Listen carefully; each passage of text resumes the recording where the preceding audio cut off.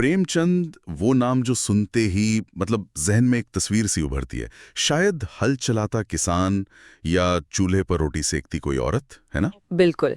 या फिर शोषण के खिलाफ वो एक सुलगता हुआ गुस्सा। हाँ हाँ, एक ऐसे लेखक जिन्होंने कह सकते हैं हिंदी साहित्य को वो महलों की दुनिया से, जादुई कहानियों से निकालकर सीधे आम इंसान के आंगन में उनके दुख दर्द के बीच ला खड़ा किया। सही कहा, बिल्कुल जमीन से जोड़ दिया। तो आज हमारे पास जो स्रोत हैं वो हमें इन्हीं महान कथाकार के जीवन और उनके काम की दुनिया में गहराई से ले जाते हैं। हाँ, काफी दिलचस्प स्रोत हैं। और हम खास तौर पर उनकी एक बहुत ही असरदार कहानी पूस की रात, उसकी परतों को खोलने की कोशिश करेंगे। जी। हमारा मकसद यही है कि ये समझें कि भाई प्रेमचंद आज भी इतने जरूरी क्यों हैं। हाँ। और पूस की रात के जरिए उस सच्चाई को महसूस करें जिसे उन्होंने बड़ी बेबाकी से दिखाया। चलिए शुरू करते हैं फिर। तो हिंदी साहित्य में प्रेमचंद का दुकान जाहिर है बहुत बड़ा है।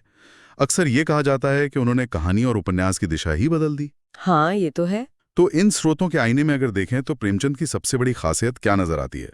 देखिए, अगर आचार्य हजारी प्रसाद द्विवेदी के शब्दों में कहें, जैसा हमारे स्रोत बताते हैं, तो प्रेमचंद शताब्दियों से पददलित, अपमानित और उपेक्षित कृषकों की आवाज थे। कृषकों की आवाज। लेकिन वो सिर्फ किसानों तक ही सीमित नहीं थे, ये समझना जरूरी है। स्रोतों से ये साफ पता चलता है कि उन्होंने मतलब पर्दे में कैद औरतें हों, समाज के सबसे गरीब तबके हों या फिर बेरोजगार लोग, उनकी आवाज को भी उतनी ही शिद्दत से उठाया। अच्छा। उनका जो पूरा साहित्य है, खासकर उत्तर भारत के आम लोगों का रहन सहन, उनकी सोच, उनकी भाषा, उनकी उम्मीदें, उनकी नाउमीदी, इन सब का एक तरह से कहें तो जीता जागता दस्तावेज है। ये बात तो है, लेकिन ये आवाज इतनी प्रामाणिक, इतनी सच्ची कैसे बनी? शायद उनके अपने जीवन के अनुभव वो इसमें झलकते हैं। यकीनन, यकीनन। उनका अपना जीवन भी कोई मतलब फूलों की सेज नहीं था। बहुत उतार चढ़ाव देखे। असली नाम तो धनपत राय था। लिखना शुरू किया उर्दू में नवाब राय नाम से। अच्छा, नवाब राय। हाँ, और स्रोत बताते हैं कि बचपन काफी संघर्षों में बीता।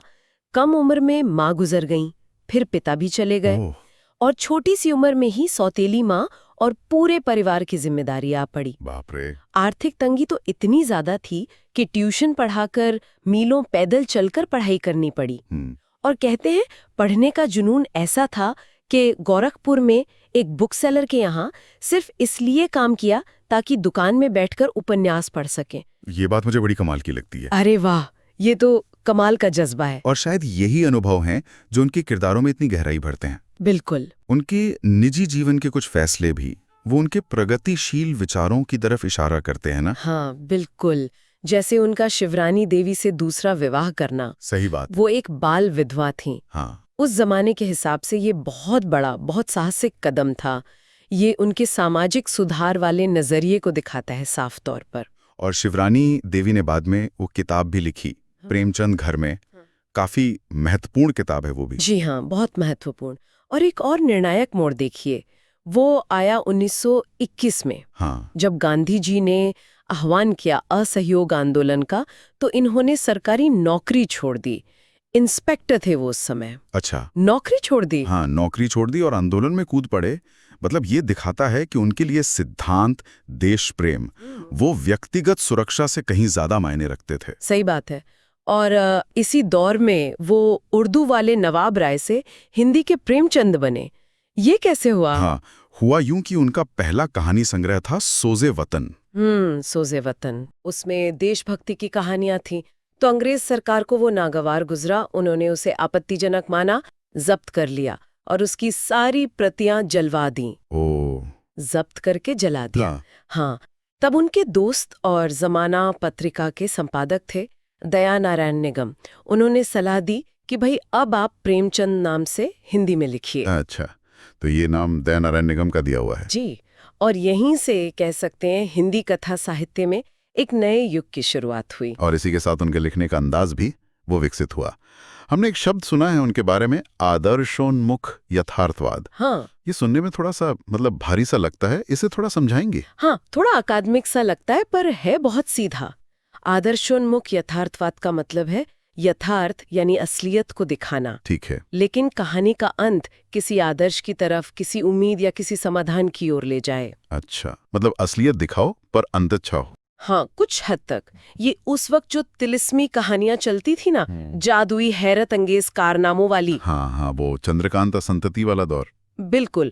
या फिर अय्यारी वाले उपन्यास, जासूसी और भेस बदलने वाले किस्से, उनसे बिल्कुल अलग था। प्रेमचंद को लगा कि भाई साहित्य का काम सिर्फ मनोरंजन या कल्पना की उड़ान भरना नहीं है। उसे समाज की सच्चाइयों से जुड़ना चाहिए, आम आदमी की तकलीफों को बयान करना चाहिए। लेकिन क्या वो हमेशा इसी आदर्श वाले रास्ते पर चले, मतलब हमेशा एक पॉजिटिव एंडिंग? नहीं, और यही बात और दिलचस्प हो जाती है। जैसे जैसे वो लिखते गए समय के साथ, खास तौर पर उनकी बाद की रचनाओं में, जैसे गोदान में, या फिर जिसकी हम आज बात कर रहे हैं पूस की रात जैसी कहानियों में, वो आदर्शवाद की परत को एक तरह से हटाकर जिंदगी की कठोर नंगी सच्चाई को सामने रखने लगे। अच्छा। यथार्थ जो है वो ज्यादा बेबाक, ज्यादा तीखा और कभी-कभी ज्यादा निराशाजनक रूप में सामने आया। तो वो एक तरह से कह सकते हैं कि विशुद्ध यथार्थवाद की तरफ बढ़ गए। जैसा उपन्यास, जिसे तो मतलब किसान जीवन का महाकाव्य ही कहा जाता है। बिल्कुल। फिर सेवा सदन, रंगभूमि, निर्मला, गबन, कर्मभूमि, अरे ये फहरिस्त तो बहुत लंबी है। हाँ, बहुत लंबी है। और ये सभी रचनाएं आप देखें तो भारतीय समाज के अलग अलग पहलुओं को छूती हैं। किसानों की समस्या है, महिलाओं की स्थिति है, मध्य वर्ग की अपनी दुविधाएं हैं, भ्रष्टाचार है। इन सबको बड़ी गहराई से उन्होंने पकड़ा है। और ये भी जानना जरूरी है, जैसा आपने कहा, उनकी बेटी अमृत राय ने उनकी जीवनी लिखी, कलम का सिपाही। हाँ। और एक और जीवनी है मदन गोपाल की, कलम का मजदूर। अच्छा, कलम का सिपाही और कलम का मजदूर। हाँ, ये दोनों नाम ही देखे ना, ये बता देते हैं कि प्रेमचंद के लिए लिखना सिर्फ एक शौक नहीं था। सही बात है। वो एक मिशन था, एक जुनून था और कड़ी मेहनत का काम था। कलम के सिपाही भी थे, मजदूर भी। बिल्कुल। प्रेमचंद के यथार्थवाद की बात चली है तो उनकी सबसे तीखी और शायद सबसे ज्यादा बेचैन करने वाली कहानियों में से एक, पूस की रात। हाँ, जरूर। ये कहानी उनके नजरिए की गहराई में ले जाती है। क्या खास है इस कहानी में? ये 1930 में माधुरी पत्रिका में छपी थी, है ना? जी हाँ, 1930 में माधुरी में। पूस की रात एक छोटी सी कहानी है, लेकिन इसका असर बहुत गहरा है। पात्र बहुत कम है। मुख्य पात्र है हल्कू, एक गरीब किसान। उसकी पत्नी मुन्नी, सहाना नाम का एक महाजन है जिससे हल्कू ने कर्ज लिया हुआ है। अच्छा। और जबरा, हल्कू का वफादार कुत्ता। जबरा। हाँ, और कहानी की पृष्ठभूमि है पूस के महीने की वो कपकपा देने वाली सर्दी की रात, और हल्कू का संघर्ष उस रात अपने खेत की रखवाली करने का। कहानी की शुरुआत होती है महाजन के आने से। हाँ, सहना आता है अपने पैसे मांगने। अब हल्कू ने किसी तरह बड़ी मुश्किल से कंबल खरीदने के लिए 3 रुपए जमा किए थे। 3 रुपए उस जमाने में? हाँ, क्योंकि बिना कंबल के पूस की रात में खेत पर ठंड में ठिठुरना, वो तो मतलब मौत को बुलावा देने जैसा था। बिल्कुल। तो मुन्नी जो है वो पैसे देने से साफ इनकार कर देती है। वो कहती है, ये दे दोगे तो कंबल कहाँ से आएगा, माघ पूस की रात हार में कैसे कटेगी। यहाँ मुन्नी सिर्फ पैसे बचाने की बात नहीं कर रही है, वो एक बुनियादी सवाल उठा रही है कि क्या ये खेती हमें जिंदा भी रख पाएगी। हाँ, ये तो बहुत गहरा सवाल है। वो हल्कू से कहती भी है कि भाई ये खेती छोड़ो, मजदूरी कर लो, कम से कम रोज का खाना तो मिलेगा, और ये जो कर्ज का बोझ है शायद इससे भी कुछ निजात मिले। ये एक बहुत ही मतलब प्रैक्टिकल बात है, और शायद उस वक्त के किसान की असली दुविधा यही थी। पर हल्कू वो पैसे दे देता है आखिरकार। हाँ, मुन्नी के बहुत मना करने के बाद हल्कू मिन्नतें करता है, तब वो पैसे दे देती है। और प्रेमचंद लिखते हैं, हल्कू ने रुपए लिए और इस तरह बाहर चला मानो अपना हृदय निकाल कर देने जा रहा हो। अपना हृदय निकाल कर देने जा रहा हो। हाँ, ये एक पंक्ति, ये हल्कू की पूरी बेबसी, उसका पूरा अंदरूनी दर्द सामने रख देती है। वो पैसे नहीं दे रहा है, वो अपने शरीर का, अपनी आत्मा का एक हिस्सा दे रहा है। बहुत मार्मिक।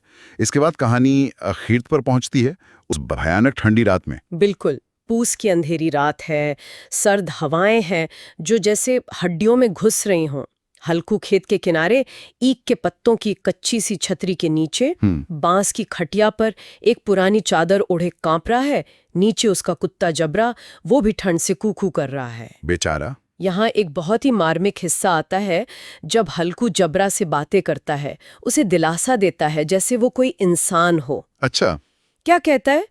कहता है, कल से मैं यहाँ पुआल बिछा दूंगा, उसी में घुसकर बैठना, तब जाड़ा ना लगेगा। ये सिर्फ जानवर से बात करना नहीं है, ये उसके अकेलेपन का हाँ। और किसी सहारे की तलाश का प्रतीक है। और फिर वो ठंड से बचने के लिए जबरा को अपनी गोद में उठा लेता है, वो वाला हिस्सा भी है ना? हाँ बिल्कुल। जब ठंड बर्दाश्त से बाहर हो जाती है तो वो जबरा को अपनी गोद में चिपका लेता है। प्रेमचंद लिखते हैं कि कुत्ते के शरीर से एक खास तरह की गंध आ रही थी, पर हल्कू को वो गंध बुरी नहीं लगी। उसे एक अजीब सा सुख मिला, ऐसा सुख जो उसे महीनों से नसीब नहीं हुआ था। और जबरा को भी लगा कि भाई स्वर्ग शायद यही है। क्या बात है।